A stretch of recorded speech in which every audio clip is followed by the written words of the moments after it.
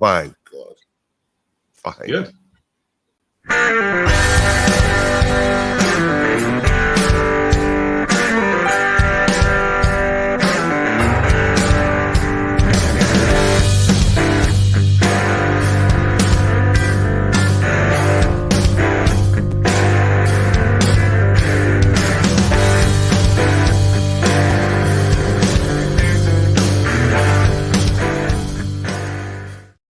Welcome back to episode 222 of Tall Boy Radio. And who knows where it goes when the beer flows? Well, it's flowing to a country far, far away. But don't let me tell you about it. I'm going to hand over to Dave. As you can probably hear, my voice is still a little bit sketchy from the old bronchitis. How are you doing, Dave? I am considerably better than you, Adam. Thank you very much for asking. And it just seems to be dragging on a bit with you. No guest tonight, folks. He's a bit snowed under with work. But we have got a guest. And this guest is actually over 3,000 miles away, but in the same time zone, directly south of where we are. And I'm going to say hello to Patrick from Lagos. Patrick, welcome to the podcast. Hello, David. Good evening. Hi, Adam. Hello.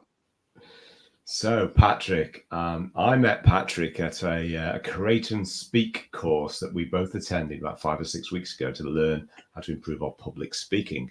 And Patrick has an absolutely fascinating story that starts right back in his childhood. So today we're going to go through that story and see where Patrick's gone from those early days and what he's doing now and the changes that have gone through his life. So, Patrick, perhaps you could just give us a little starter about perhaps where you were brought up and what your childhood was like and where this journey started for you. Well, yeah, thank you, David. Yeah, as you said, my name's Patrick. I'm Patrick Lawson. I was born in London of Nigerian parents. Nigeria, which is the west side of Africa. Both my mother and my father were from a state called Ogun State, but my dad was from Abeokuta and my mother was from Ijebu. And well, my dad brought my mum to London when she was 19, and I think I may have been conceived on the plane or in between. Well,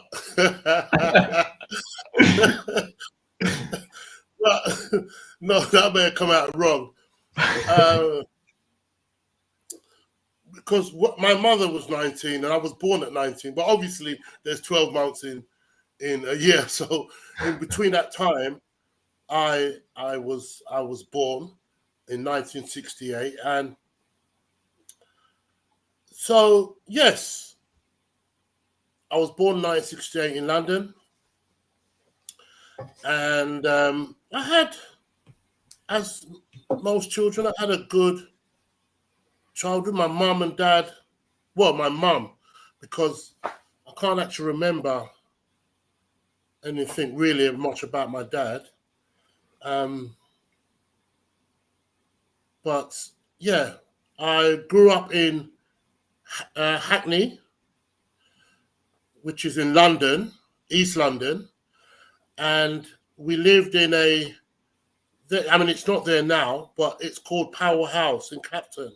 I don't know if you know Clapton. Do you know Clapton, David? I don't know. My wife is from London, but she's from the East End of London, and I don't venture into the depths of London very often. Okay, that's proper East, then, isn't it? That's proper East. Hackney's also, Hackney's also East London. But I've realised that if you come from kind of Canning Town, then you're proper East London. Yeah. So anyway, so I went to a primary school called what was the primary in Hackney, and I remember driving, a few years later as an adult, driving past that school and wondering, was I ever that small? I've seen those kids. Because I'm a bit of a lump now, and I've wondered, was I ever so small? I always remember that. But anyway, I went through primary school, and my mother, and God bless my mum. I mean, I've got a little bit to say, but I just want to say now that my mum was a good mother. She was a disciplined woman, very strong African woman, brought up in a very strict home, disciplined home. I mean, to those of, I don't know if anyone else has been through it, but there are parts of Africa where they believe discipline is physical. And so my mother went through physical discipline. She was beaten. All her siblings, her brothers and sisters, they were all, beaten by her senior brother. He helped grandma, their parents, to discipline their children. So, and I think that's where, well, my mother never done that to us. We weren't beaten as, it was me and my brother Charlie. I was born in 1968. Charlie was born in 1969. And we went to a Roman Catholic school. We were brought up as Catholics. And until one day my mum decided that, she wanted us to go to a white garment church, which is like an African church. And so, but we had fun. We made friends in church. And the church services were very long. They were like, I don't know, like working in an office, like 8 hours. 8 hours, 8 hours for one service. Yeah. I mean, you could go to start church at like 8 a.m. in the morning, and at 3 p.m. you're still there. But anyway, that's how they do church in Africa, in a lot of places of Africa. And I mean, in Africa, you've got as much churches as you've got pubs in London. Like on every corner, you've got churches next door to each other. You could have 3 churches in one building. Really? Crikey. Yeah. So that's another. Spending 8 hours in the pub sounds a lot easier than spending 8 hours at church. That's another topic for another day. But what I remember, right, as a kid, living in an how do they call it? An estate, a little estate in Hackney. It's a poor estate. When I think about those days, I remember blood, the smell of blood in my nose, my nostrils. And I remember that my mother was always, like my mum and dad were always fighting. Or my dad would, after mum comes home from work, because then you'd get paid by cash. And my mum was a machinist at that time. And so my dad would, I don't know the reason for it, but he would always be beating my mum. She would be bleeding, but she would, I don't know if she'd give as much as she got, but she didn't take it sitting down. And so that's the memory I have of my dad just beating my mum, because eventually my mum, threw him out. So me and my brothers grew up without dad in the house. The only thing I remember of my dad now is he was always a student, so I don't think he ever had a job.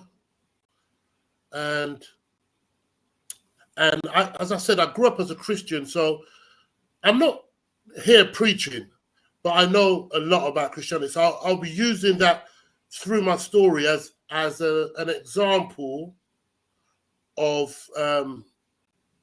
just as a couple of examples. So one thing I want to highlight is that in the scripture, it says, "Bring up a child in the way he should go, and when he gets older, he won't depart from it." And I couldn't understand what that meant until I got a little older, because my mother kept saying that we were naughty. Me and my brother, we were naughty, and that accusations now led us to being sent to Nigeria. So my mum decided to send me and my brother Charlie to Nigeria for discipline, as they call it. What age? So we went to her brother. Sorry, Patrick. I was 11. I was 11, and Charlie was 10. So we were just about to get into secondary school, but we started secondary school in Nigeria. So we thought, wow, this is great, because we went on the plane by ourselves. We just took to the airport. We went on the plane by ourselves. We're like big shots. We thought it was the right superstar, Michael Jackson type. Got to Nigeria. It's like, wow, saw all the kids. Well, not kids. We saw adults. But to us, when I was 11, Charlie was 10, it looked like we saw children in army uniforms carrying machine guns.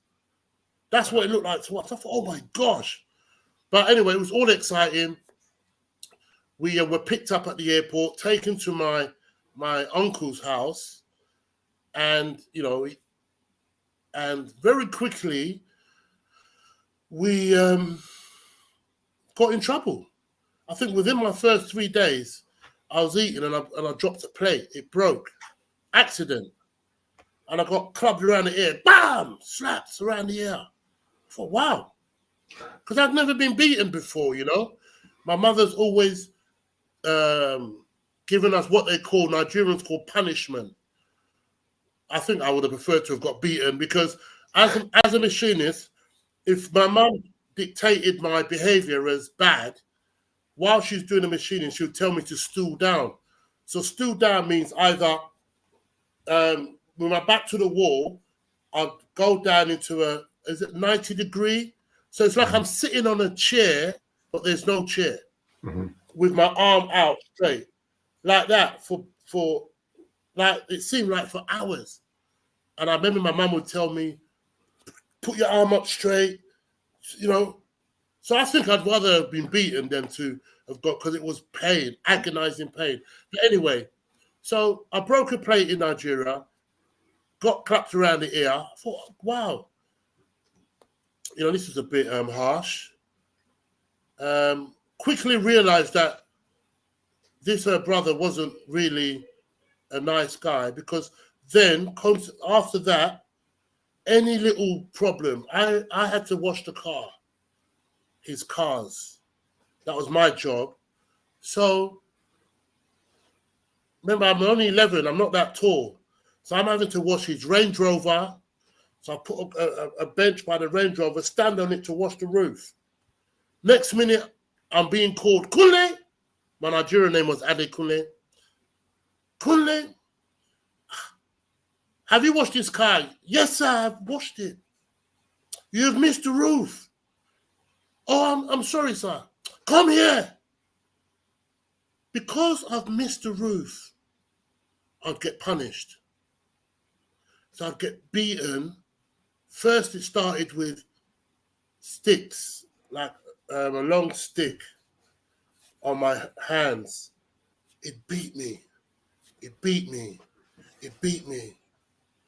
And then another time I might do the same thing, like miss the car roof or something, or miss the tire. I'll get called again and get beaten. And that's how it went on. We were in Nigeria for 4 years.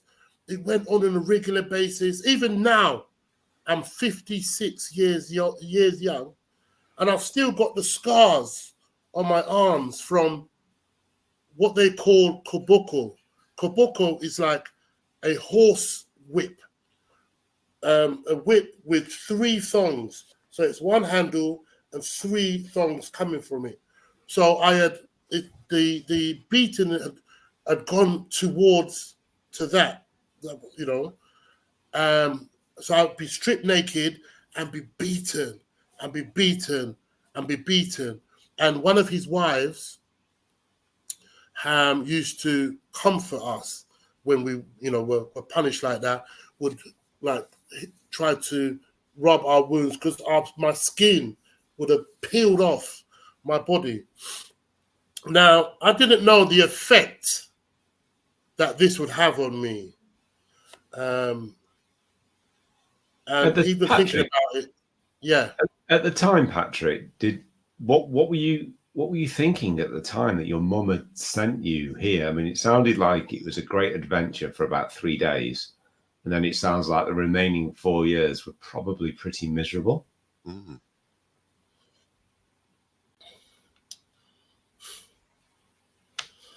Dave, like even thinking about it, it was like hell. Well, to me, it seemed like hell because even remembering when I was in London before being sent to Nigeria, and my mother would say to me, I'm naughty. And I couldn't understand why, because I tried my best. I know I tried my best. I remember trying my best to please my mum. You know, I got home early from school. You know, I was very good in my studies. I didn't hang out with people. She would say, don't hang out with friends, you know, come home early. And I did all of that. So I couldn't understand why she was calling me naughty, I'm bad, I'll come to nothing. And even in her church, they gave me a message. They called it a spiritual church. So they give you forecasts in your life. And they even told me that at the rate that I'm going, if I don't sort myself out, by 16, I'll be dead. Like I'll die. And remember, all this time, I'm about all 8, 9, 10, getting all this drilled into my head. You know, all this negativity drilled into my head. And then being sent to Nigeria, and then very quickly being beaten and abused and being told again that I'm bad, I'm naughty, I will come to nothing if I don't, you know, I'm a stubborn child. And so, yeah, it was it was hell. And that shaped.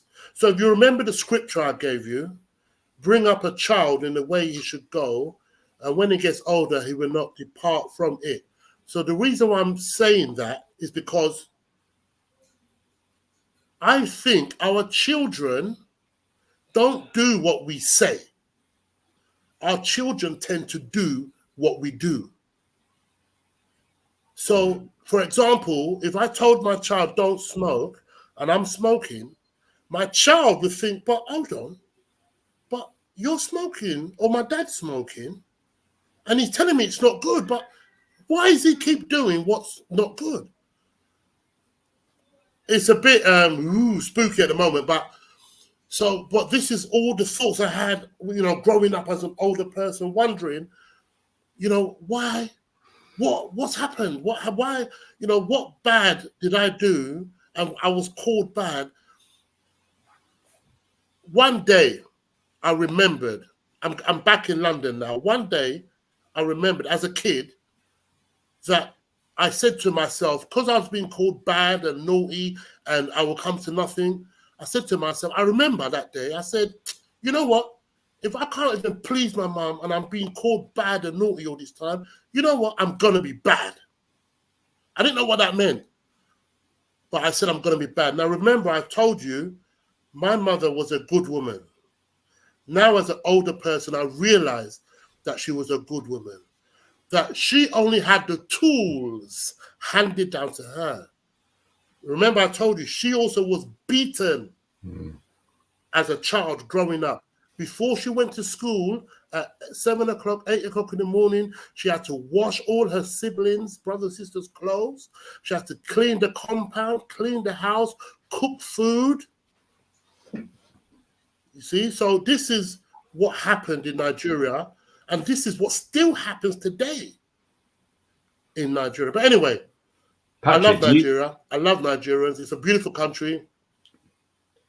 Patrick, I was just going to ask you, do you think your mum, with her upbringing and the way the only way she knew to discipline children was this really bad way, but she was good enough to not do that, which is why she had the other ways of disciplining you that weren't the physical, violent ways?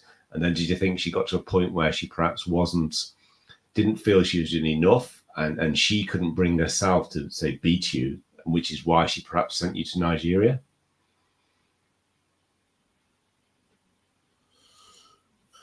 Well, in life, we as adults tend to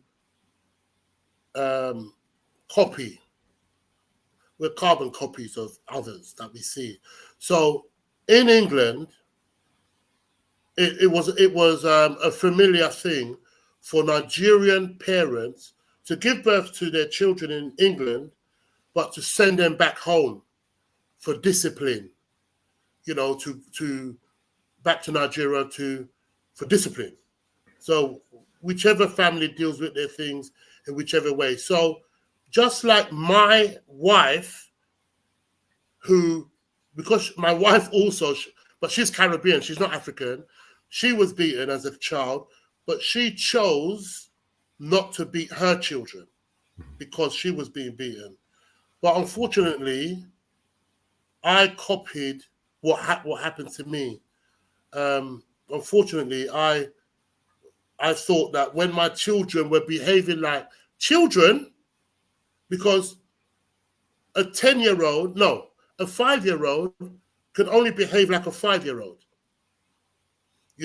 If I'm 30 or I'm 25 and I'm 30 and I'm stressed, I can't expect my child of 5 to behave like a 30-year-old. So I interpret his and her behavior like in my age. These are the thoughts I had over the years and this is what upsets me today, when I hear parents,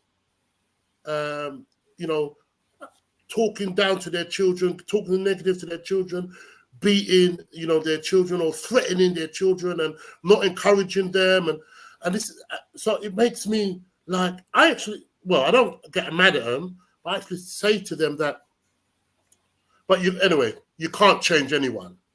You could share, but it's up to them, So as I said, I don't believe that, I believe that mum, maybe she didn't want to beat us, and she did choose that part of discipline, giving us physical, but that she sent us to Nigeria to get beaten.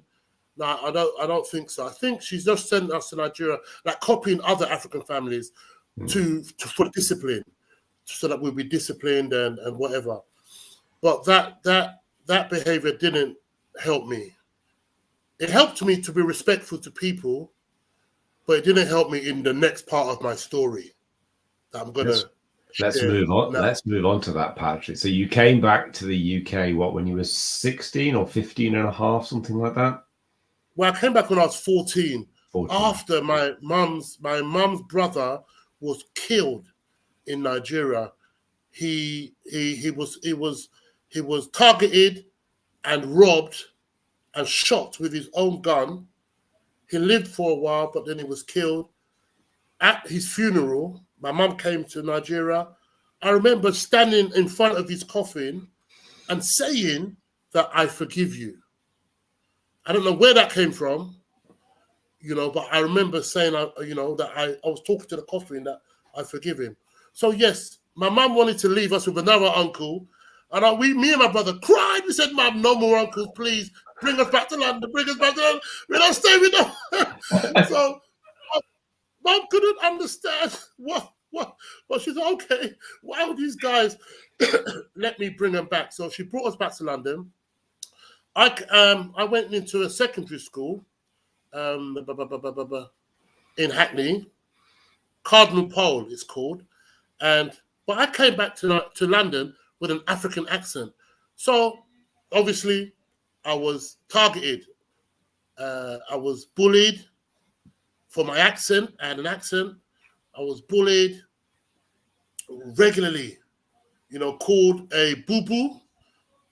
And it's funny because I was bullied by black people, by Jamaicans. They would call me boo-boo, are you African monkey, blah, blah, blah, this and that. Sorry, I don't want me to offend anybody. This is what happened to me. It's your story, Patrick. Yeah. And, I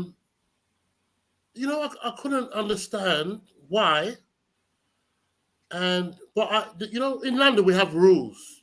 You don't report, you don't go to the police, you don't tell the teachers, you just keep things to yourself. So what happened is that one day I schemed a thing to defend myself because this particular guy kept bullying me, and he threatened me that he's going to beat me up. So I believed him. So I went to the woodwork room. I armed myself with a saw, and I thought, man, the saw's not enough. So I went and got myself a bottle, and I put it in my coat jacket. And we were changing lessons, and he now confronted me, and he pushed me. And I I lost it. I pulled out the saw, I attacked him. The teacher came, separated us. When he was holding him on the floor, I pulled out the bottle, bath. Then I got expelled from school. I was a good student, done all my subjects well. But what happened is that they called the social services. They gave me a chance to take my exams. I thought I was doing the school, I was punishing the school. So I refused, right? I refused to take it, and I realized now that that was a wrong move. That was a very wrong move. But obviously, I think now that the anger started from when I was beaten in Nigeria. I've had a lot of years to think about it. Yeah. And I think I was shaped from the negative talk I had as a child, watching my mum and dad, or hearing my mum and dad fighting, dad beating mum up, screaming, smelling blood, and never seeing my dad work, always thinking of him as a student. He never graduated past a student. He was an alcoholic, and he beat my mum. So he was a woman beater. And I think Patrick, that and for people listening, carry on listening, because we're getting for halfway through, and I think your childhood, Patrick, and the things that you saw and the things that you experienced, it's just remarkable to go from there through the next phase and to where you are now. So let's move on, and probably briefly go through kind of what happened when you were 16 and how that transitioned into the next things in your life. Yes, David. So thank you very much. So we came back to London. I got expelled from school. I'm at my mum's house. She had met another man. I mean, by this time I had two other brothers, Victor and Joseph. Now, my mum wanted me. I remember everything seemed to have happened at 16, this next stage, because I remember my mum wanted us to call her husband. She did marry him. She wanted us to call him Dad. Now, in my mind, again, I couldn't understand why I should call another man my dad. So because we wouldn't call him Dad, she kicked me and my brother out, Charlie. Yeah, remember, she had me and Charlie first. So then I was 16, Charlie was 15. So we had a big suitcase, bigger than us. And I thought, wow, where are we going to go? So I remember we went to Stoke Newton police station. And we said to them that, we've been kicked out. They said, well, what do you want us to do about it? And I says, well, we didn't know. So we just put our blankets out and slept on the bench when they used to have police benches then. Social worker came along, took us back to mum's. My brother was underage, so she took him back. I was left out on the street. So that was a journey now, beginning of a dark journey on the streets. I was introduced. Everything my mum said, I didn't listen. She said, don't follow friends, don't this and that. I did it all. She said, I followed people. I was young. I met people on the street who introduced me to drugs, to B-class drugs, A-class drugs. Was that introduced to alcohol? I don't know then. And also, I was introduced to crime as well. So what would they say? People would say they were grooming me. That was right. They was grooming me because then, as a young kid, I was big for a 60-year-old, but I never smiled. I was angry, so people took advantage of that. Younger guys, but I thought they were my friends. They loved me, so they would say, "Do this," and I'll do it. Do that. I'll do it. And so my first thing was stealing cars. I was given a key to go out and jiggle the lock. I remember a time I did it in front of the police in the city of London, stole a Mini, right?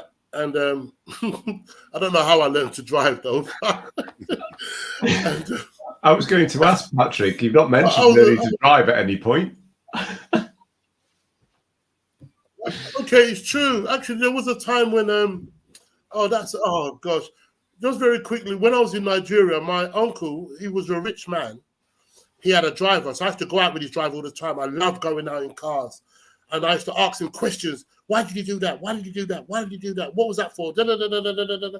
And then one day I just got in my uncle's Range Rover and remembered everything the guy told me.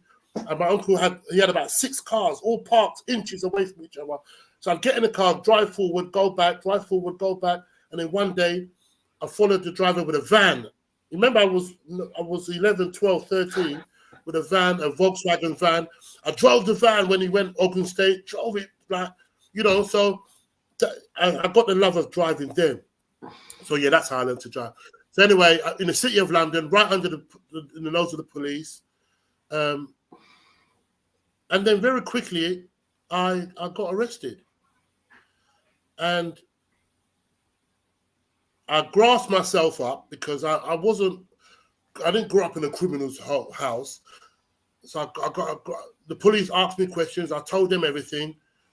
And they presented it in court. I got my first 9 months custodial sentence. And I thought, wow, what is this? I couldn't believe it. I thought back on my life like, hold on. I grew up in a good home. My mum's a good woman. She's a church woman. How did I get myself in prison? But anyway, whilst it wasn't prison actually. It was a youth custody. It's a difference. Prison was from 21, youth custody. But I found my love of exercise then. And remember, I'd not got any qualifications.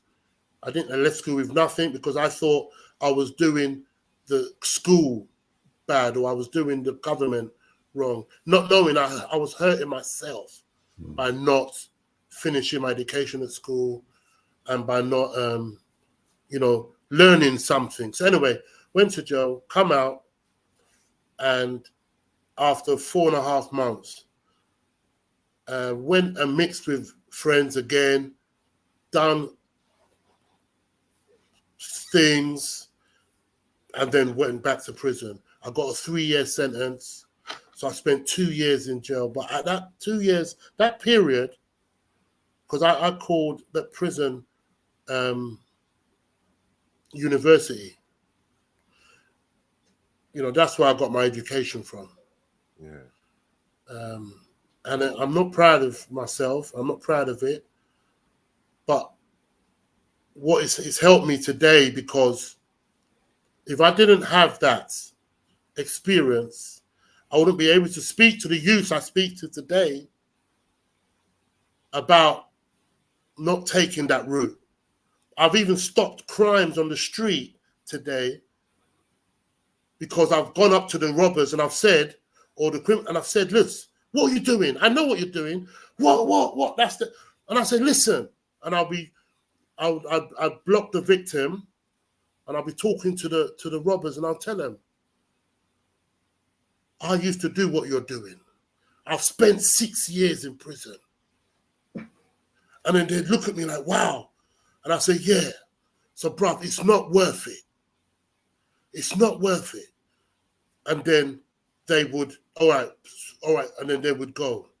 So, okay, I made wrong choices. I didn't listen to mum. And you know, there's a saying, you reap what you sow. It's a law of the universe. I believe in the law of the universe. Even though I was brought up as a Christian, I believe what you do, you put out, you get back. It's energy, it's law of attraction, that's it. There's no God out there, to me, who deliberately means you bad. He wants to cause evil to you. It's not. If I do something, I mean, yes, bad things happen to good people, definitely. But I feel that with some people, those bad things are maybe a force to help them to grow. That if they go through that journey, that it will, as they go through the journey, it will help them to grow to the next level. So now I've come out. I'm out now,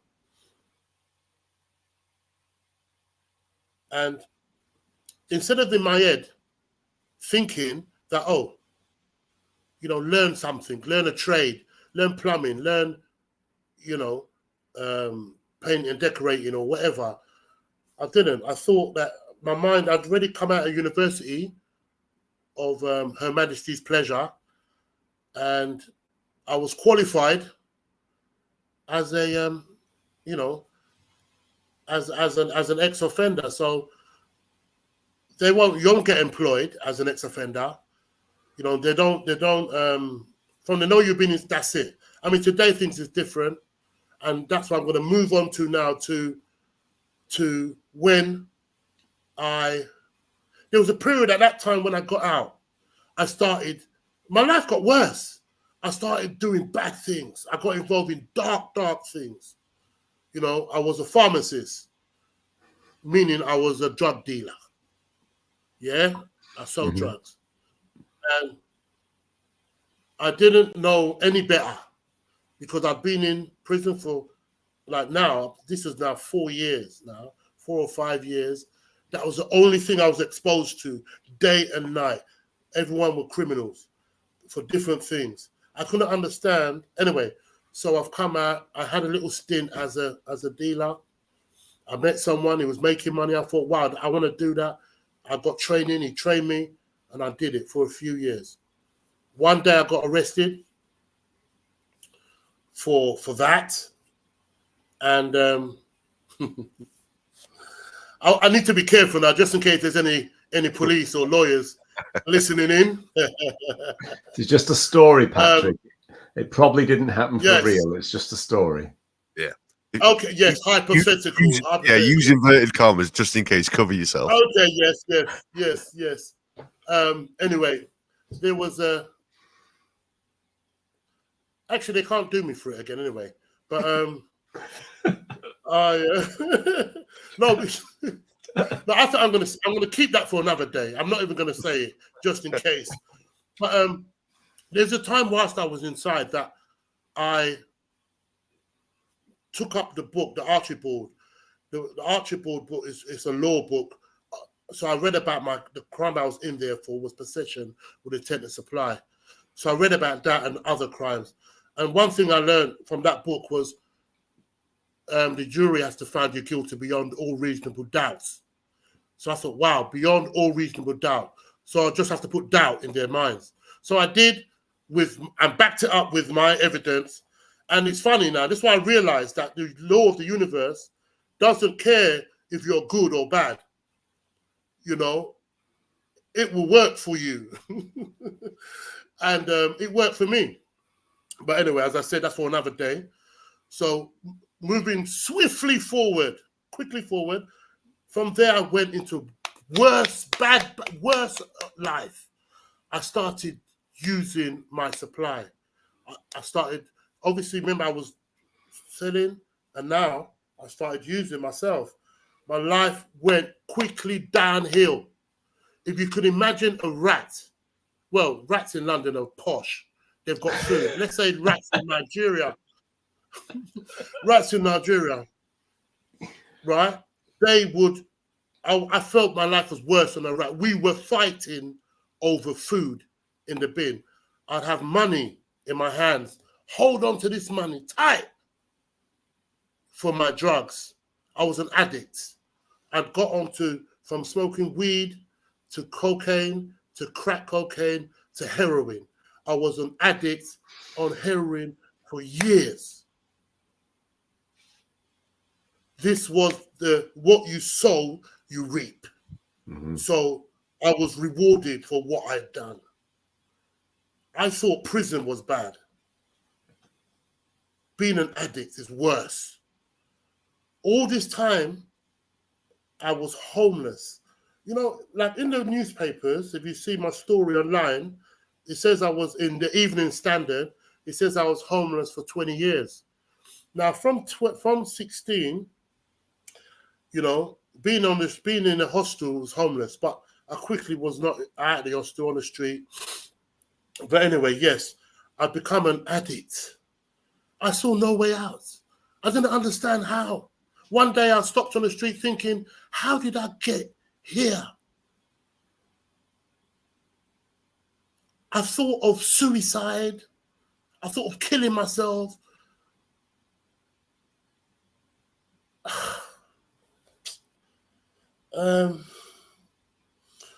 But thank God I never. Yeah. One day, let me go quickly to this place. I was in a drug house, a house in Hackney where drug addicts came to take drugs quietly. I was there, and one day these guys came to the house, about 4 of them, and one of them recognized me, and he said that I hurt him, I'd done him damage in the past. I couldn't remember, and so him and his boys attacked me. They held me hostage in this house. I was held hostage for about 4 hours, all through the night, 4 or 5 hours. I was beaten. I was abused. But I thought I was going to die. Actually, around 5, 6 a.m., the guy said that he was looking for a knife, and he said he's going to kill me. And I remember thinking to myself that I don't mind dying. You know, I didn't mind to die because my life was just, excuse the term, fucked up until then. You know, I was shoplifting to get drugs, money for drugs. I was robbing drug dealers. Oh, mate, it got down terrible. Eating out the bins.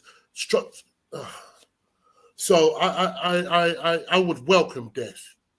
But I thought of my children. At that time I had young kids. And I said to myself, I couldn't put my children through this, that they would hear that their dad was killed in a drug house. I remember that thought. So I spoke to the universe. I didn't know. I said, "Oh, as we do, we get stuck in a corner.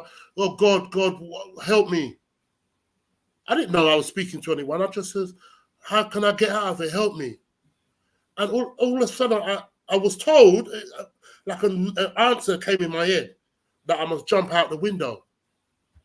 And I've looked towards the window, and I thought, wow, okay. But it was a double glazing window.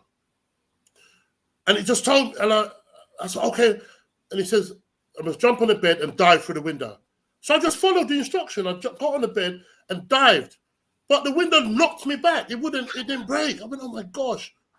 So I thought I'd made so much noise that they're coming. I heard noise outside. So I did it again.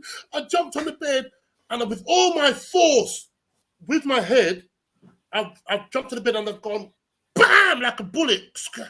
And the window broke. I broke straight through this double glazing, right? And thank God I was on the ground floor. I was on the ground floor. So I was on the grass, got up, and I started hobbling. But this day I said to myself, you know what? I need to get to a hospital. So I found a shop open. They called an ambulance. They took me to hospital. I told them I confessed. I said, I'm a junkie. I'm on drugs. My life is fucked. I need help. At this time, my children was in my care as well. I've been given a little place in Islington because I took them from their grandmother. That's another story again. So they connected me with the social services because of the children. And but then the social services saw that the kids are old enough, and I was looking after them good. It was just me. I was fucked, yeah. But through that time of using drugs, looking after the kids, I used their money as well. Any money I had, it went on drugs. I stole from my mum. I lied to her and I told her the money was for car insurance. I didn't have a car. I told her so I don't know if she believed me or not, but she gave me the money and I used it for drugs. No one was safe around me then. You know, money was the main thing. I had to get money to buy drugs. The reason why I'm even telling you this, because I know drugs is a big problem out there. Forward, the hospital set me up with a drug rehab place. A day, I couldn't go to a rehab because of my kids. So I went to a day center and I was willing to give up. I just needed, because of my children, because I knew I should be dead.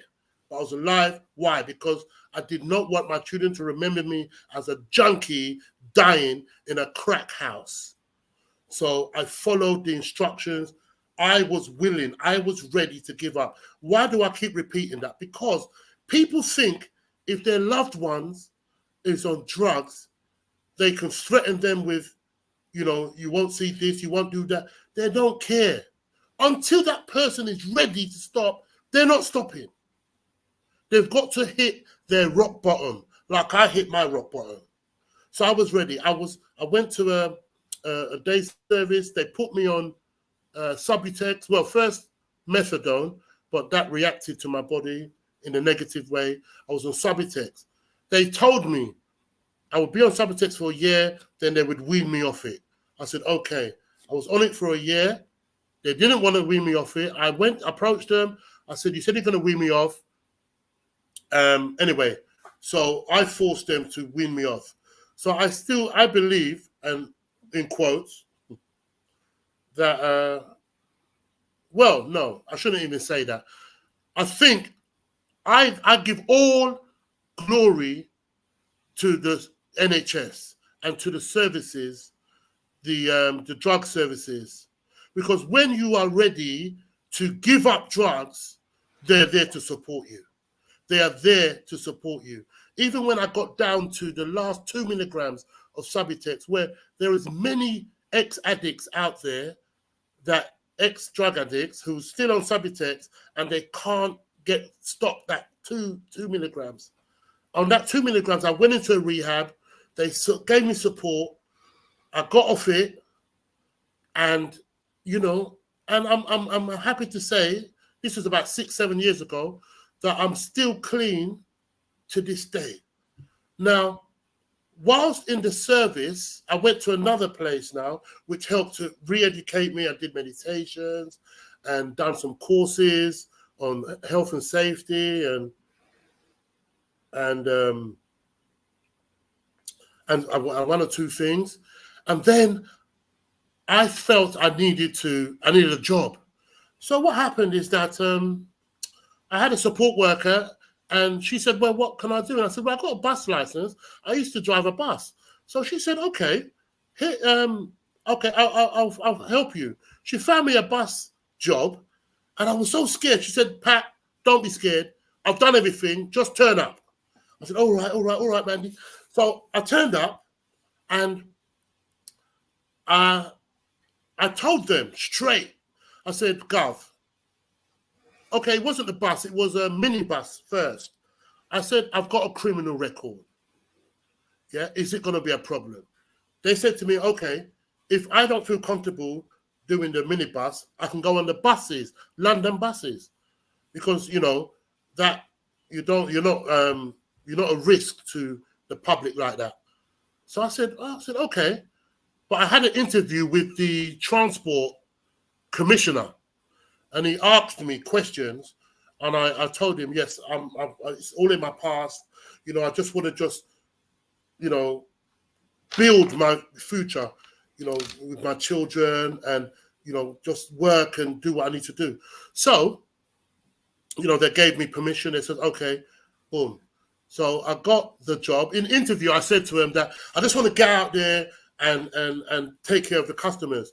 What I did was, before I actually went on this interview, I went on the buses, because up until then, in my recovery, I'd been reading books. I read Rich Dad, Poor Dad. I read The Richest Man in Babylon. At that time, I was in debt. I followed the principles in The Richest Man in Babylon, and I didn't even change my job. I was in the same job, and I got out of debt. But that, again, is for another time. So the manager was like, yeah, right. Yeah, he's going to do all these good things. So I thought, wow, she don't know me. Anyway, I got on the bus with my first bus buddy, because as a new driver, they put a buddy with you. So I knew what I was going to do.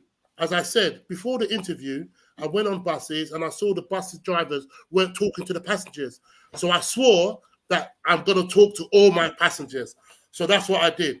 On my first day, I was eager. I got on a double-decker bus, 26, from Hackney Wick to Waterloo. And what I used to do, as the customers were getting on the bus, I'd turn to them, I'd say I'd bellow a big good morning, because in London we have the plastic shield. And I bellow good morning. This is at 6 a.m. in the morning, Oh, good morning. Welcome on board. Da, da, da, da, da. And as I'm driving the bus, I'd turn on the tannoy, and I'd say, good morning. Welcome on board your Route 26 to Waterloo. Thank you for traveling with CT Plus. This is Patrick speaking, and I want to wish you, and yes, I really do mean you, a very, very good day. Even the bus driver lady, she was telling me, oh, Pat, I used to be like that, but the passengers are so miserable, I just gave up. You're going to give up just like me. But one thing I remembered in life is habit. If you keep doing something over and over again, it becomes a habit. So I knew that there's no way I'm going to give up. I'm just going to get better. And that's what happened. And what happened, because in you've done your introduction about London's happiest bus driver. I didn't actually call myself London's happiest bus driver. That my passengers, because within my first 3 months, I've received over 100 commendations from the public that, wow, who is this new driver? Who's this driver? He's a great guy. he's greeting us. Everyone on his bus is happy. They've changed and this and that. The energy. And so every day I would come back into the office, they'd have another commendation. Oh, we've got another commendation for you. Oh, we've got another commendation for you. Oh, we've got another commendation for you. Even they joked and said, we're going to have to employ staff just for your commendation. They said in the whole years that the company has started, they'd never had so many commendations in 6 months. And in the whole of, they started in 76 or something. So in the whole of no, is it 76 or 80 something? They've never had so much. But I didn't do what I was doing for commendations or recognition. I did it because universe had given me back my life. Remember, I was a junkie. I had low self-esteem, low self-worth. I didn't believe in myself. And, that's why I was just maybe using to try and die. And all of a sudden, a new world has been opened up to me. A new world. And I was just excited.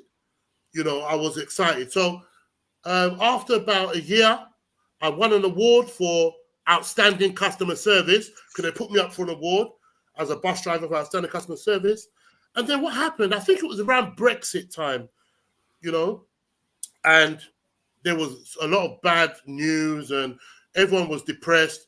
So in January 2020, I think it was, the Islington Gazette got hold of my story because I told it in a service because I was attending NA, Narcotics Anonymous, Alcoholics Anonymous, because those services really helped me.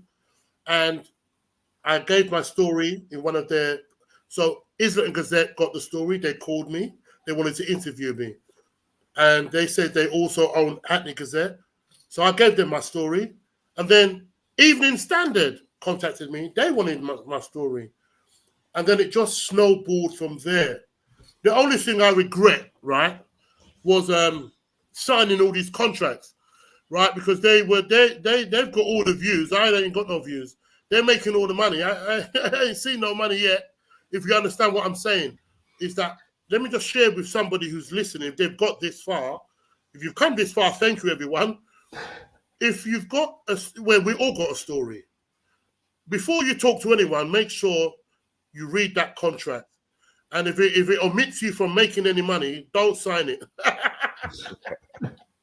That's wise advice. Wise advice, Patrick. God bless them. Story.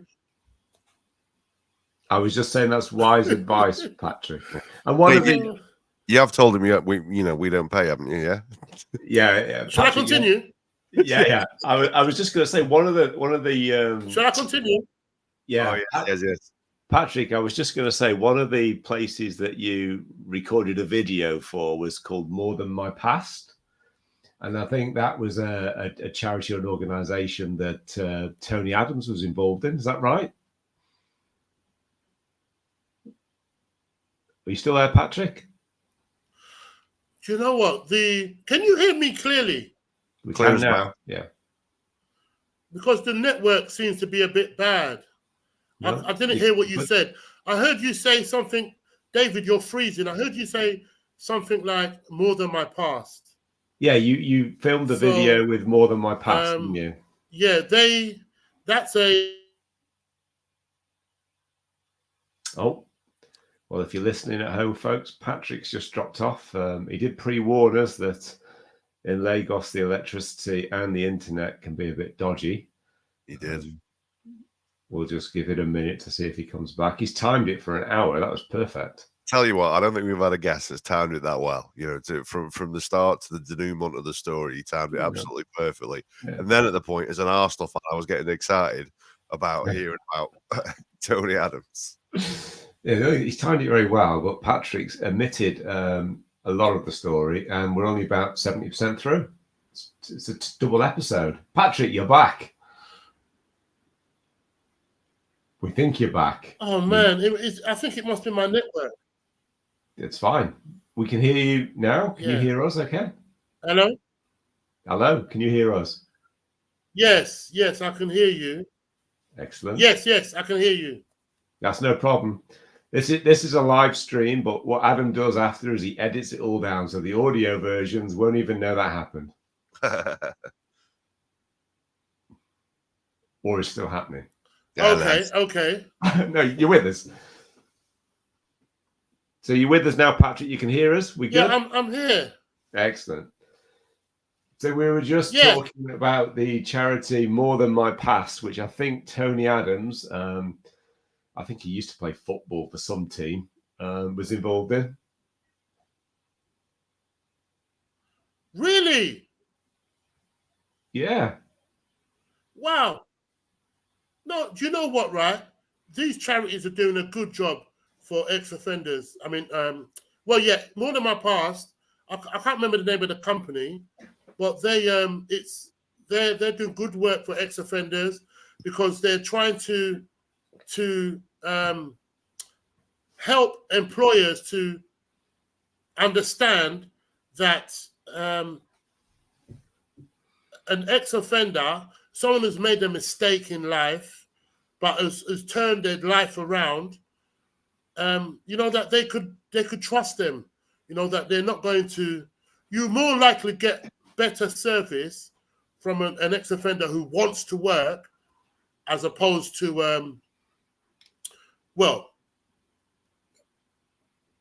I don't know, a long-term unemployed who's been on benefits for years and they don't want to work. Mm-hmm. Seriously, I don't know what's wrong with the job centre. They're trying to force long-term unemployed to get into work. They're the ones who created them by allowing them to stay on benefits. And now they're used to it, the habit of being on benefits. They're now trying to force them, even with this new universal credit that they've given drug addicts and people who don't have any life mileage behind them. They've given them the responsibility to take all that money and pay rent to their landlords. It's not going to happen. That is a recipe for disaster. These people, I was one of them. I didn't have any life skills. I didn't know how to manage money. So, you give me money, I'm going straight to the dealer, right? My rent, dealer. No, I'm going to the dealer, mate. Or I'm buying what I need first and then giving the government their money. But anyway, More Than My Past is a great charity. They, I'm an ambassador for them, actually. And I love the video they've done of me. It's on YouTube. You could Google it, like More Than My Past. But yeah. So Patrick, you've left all of that bad stuff behind you. You've been a very successful and happy bus driver, and to actually get commendations from the miserable people of London is quite some going. So huge respect for that, because first thing in the morning, people in London aren't the cheeriest. So that's brilliant.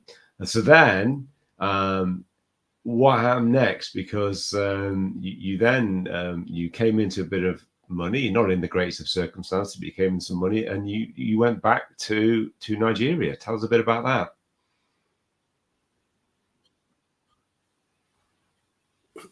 Yes, well, I thought I needed another chapter in life. So yes, I did come into some money, and I decided to invest in Nigeria. Now, I just want to go back to my mum, actually, because my mum became sick. Right? She deteriorated before our very eyes. First, it started with a cough. She kept coughing for nearly 3 years. And, she didn't believe in medicine. She said, God will heal her, God will heal her. So the day she went for a test, after we convinced her to go, we found out that she had a problem. I can't remember the medical name, which they couldn't fix.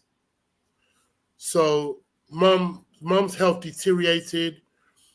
She ended up in hospital, right? And the nurse said to me that she's not going to make it. She's not going to make it through the night. And I remember sitting with mum, and she wasn't. Her eyes was closed. I think she was in like a. Well, she wasn't conscious, but I could hear her breathing. The machine was breathing for it. She was breathing, right? So I remember that people say if someone is in a coma or something, they will hear you speaking. So I spoke to mum. You know, I said to her, like, you know, I told her, well, thank God before she got sick, she'd seen her son kick drug addiction. I confessed to her that I stole money from her. I went to actually all the places I stole money from, like shoplifted, and I've gone and confessed to them. And they were just like amazed and shocked and said, okay, go and sin no more. I sat with my mum, as I said, and I just talked to her and told her that, you know, how wonderful she's been, and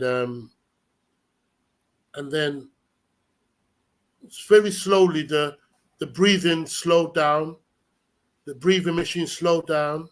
It just kept getting fainter and fainter, and I was like, oh my gosh! And I was holding mum's hand, and it just kept getting fainter, and then all of a sudden it just stopped.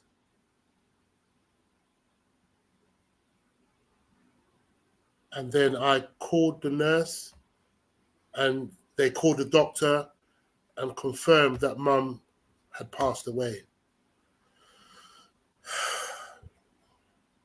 So the one thing I'm happy that mum saw the change. She saw that, you know, before she died, that she saw that her son had kicked the drug addiction. And well, she didn't even believe I was on drugs, actually, because one day the police came to my mum's house and they told her that I was a drug dealer. I was, you know, blah, blah, blah. And then my mum told me that this is what the police said. And I told her that they're lying. I said, Mum, they're racist. I learned to pull the racist card. But anyway, Mum in death was a blessing as much as she was in life. You know, she left. We didn't even know she had investments. She had insurance and stuff. So I took my part to Nigeria. I'm even in Mum's house now. So I turned her two flats into 4 bedrooms, and I built a factory which I produce pure water, and with 13 staff members. I can't believe it. You know, like from being where I was to now, you know, running a company with 13 staff. Like, I mean, I wouldn't call myself a businessman, actually, because I've made many expensive mistakes, but I've learned lessons. Oh my days, I've learned lessons. And if I was given the chance to do this again, I wouldn't do it the same way. But I'm so grateful to Mum. That's why I told you in the beginning, Mum was a good person. Yes, I went through some wickedness in life, but that's what we all do. Many of us on here, I'm sure people listening, have been through a lot, and I'm not minimizing what we go through. Why do we go through it? I don't know. Is there a God? I believe in God, but I don't believe God. I believe he put the laws there, but I don't believe God's plan is to be evil to us. But anyway, that's for another talk anyway. I'm not, but I just want to you know, just honor my mum now. Say, you know, thank you, Mum, for giving birth to me when you were 19. And I hope she's, well, she's in a better place because she served God and she's now gone to be with God, according to the Christian faith. So, yeah. So as well as your water... Sorry, I've gone on for over your time. Patrick, don't worry. As well as your water business, you're also, as well as your water business, you're also trying to, get more opportunities to share your story and to speak to other people, and particularly young people, because you want to share your experiences and share the lessons and help people navigate their way. So, do you want to just tell us a little bit about what you're hoping to achieve there? Yes, absolutely. The water business is just there, right? What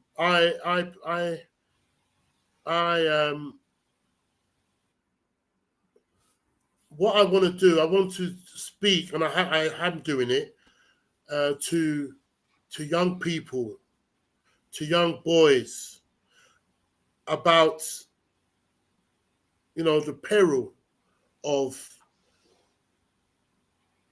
I believe in listen to your parents, because especially your mum, because the one person on this planet who loves you is your mum. I'm not saying dads don't love. Dads love as well. And, I want to share with them the lessons I've learned. I remember as a youngster, people wanted to tell me stuff, and I didn't want to listen, right? And because of me not listening, I went through all that crap in life. So even if it's just one young person, my story went into prisons, and even I'm okay. We met at a Create and Speak, public speaking, because I wanted to learn how to present my story in a professional way. So I met David at a Create and Speak, public speaking. But at that weekend, I bumped into somebody, because I'm friendly. I speak to anyone. So I saw this guy again, hi, and he says hi. But then he came back to me and said to me afterwards, he said, are you a bus driver? And I says, yeah. He said, was you on telly? And I says, yeah. He said, I saw you in prison. I was in prison, and I heard your story. And your story inspired a lot of men in here. And he really, and that made me feel good, because he says it even helped him to go on the straight and narrow, knowing that someone just like him has been through what I've been through. So I think that people who have the same story tend to follow each other. If you understand what I'm saying. I mean, like me, as an ex-convict, an ex-drug addict, I've beat the habit, and I'm doing a bit better. I'm running a business. I'm managing staff. I have a little YouTube channel, which I'm trying to push myself to do something on. I mean, I do still suffer mentally, but I'm learning. I have tools.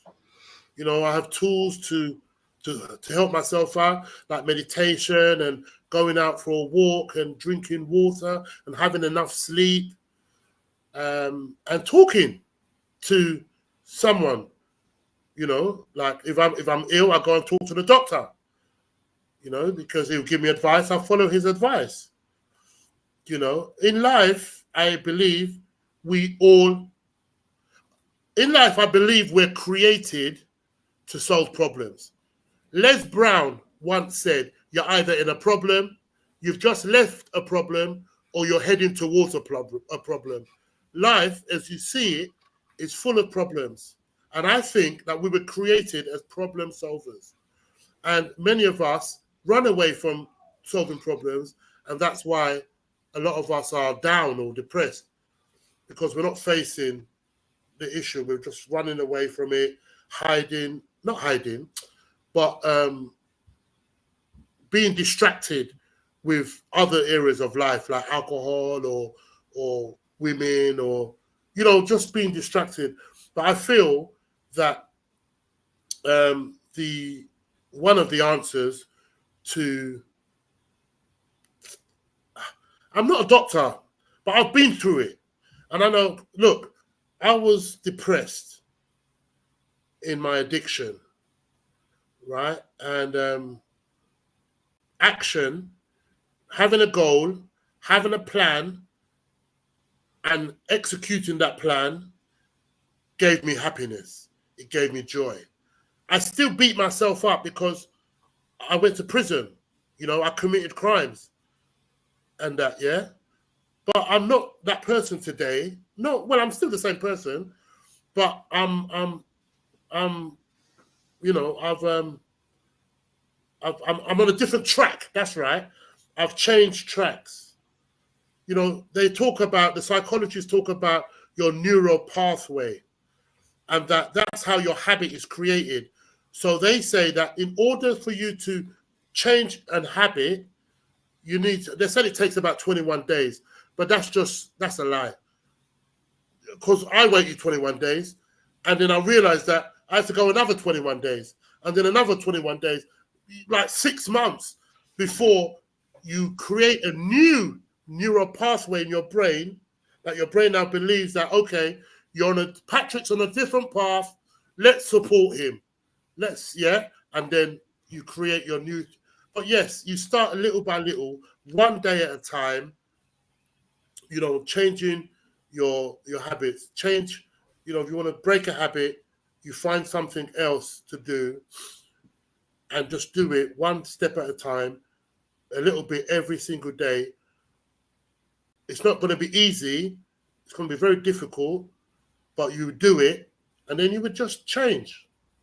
And Patrick, I think that, you know, we're probably going to bring this to a close pretty shortly, but I think that sums it up, Patrick. I mean, I feel a bit disingenuous because this episode has been front loaded with all of the challenges and lessons in your life. And actually we haven't spent as much time as I would like talking about all the good stuff that's come of it. And you've just kind of summed it up. It's been a series of changes and working hard, but where you are now is so different from all of that period. And I think in the future, perhaps in another 6 months' time, we'll have you back on and we'll perhaps pick up your story from the positives, from the change, because by God, Patrick, you know, what you've been through is just unimaginable for me, and to meet you and spend time with you, what we did a couple of months ago, and to spend this time on with you now, and to see what you're doing, and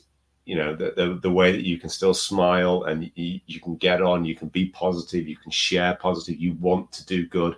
The fact you talk about you went round and basically apologized and confessed to the shops that you shopped, all of that stuff, I just find totally inspiring, Patrick. I really do. So what we're going to do now, I'm going to give you the opportunity, Patrick, to say your farewells to our listeners, and perhaps tell us where they can follow you on social media, and then let's go from there. Yes, thank you so much, Adam. Thank you so much, Dave, for having me on the show. Thank you, everybody listening in. I'm so grateful to share my story. I'm not where I'd like to be, but I'm not where I used to be. So, you know, that's good. Thank you, David, that, you know, you said that you think of me in another 6 months. Yeah, my name's Patrick Lawson. You could search for me as London's happiest bus driver. I was given that title by newspapers, actually, because all my commendations, they were saying he's a happy driver, he's a happy driver, he's happy. So the newspapers called me London's happiest bus driver. So yeah, Patrick Lawson, London's happiest bus driver. Now, because I've done this podcast, I'm going to now try and tidy up my social media platforms. And but thank you so much, guys. Thank you. I really appreciate everyone. I love you all. We are created for a purpose. We need to find that purpose. We need to find it. We need to find who we are. You know, life is good. Seriously. Let me just finish on. It's easier to be homeless and a drug addict. It's better to face life. I now understand that you guys who work hard, paying a mortgage, looking after your family, that's hard. It's easy being homeless. There's no responsibilities, nothing.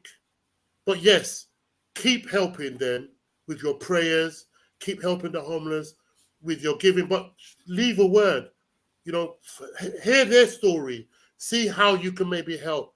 And also employers out there, ex-convicts that want to work, they want to work. They will serve you well. God bless you all. Fantastic. I tell you what, I've really, really enjoyed this episode. And I think maybe I've been blessed myself by having bronchitis, so I can sit and listen rather than talk, because I've loved listening to your story. I think it's been absolutely phenomenal. And it's a great lesson for anybody out there who's facing adversity, that it can be overcome. And you might not call yourself a businessman, but I know that Dave and I are looking at you and thinking fair play to you and what you've achieved. You are a businessman, whether you recognize it or not. It's an absolutely fantastic story, and I've loved hearing every minute of it. And yes, we did focus on the adversity that you faced at the start, but without that adversity, I don't think you would have been the person that you are today. And I think that's phenomenal. I think that's absolutely phenomenal. I love this episode. Yeah. So thank you again, Patrick. Thank you, Adam. And that's going to wrap up this episode.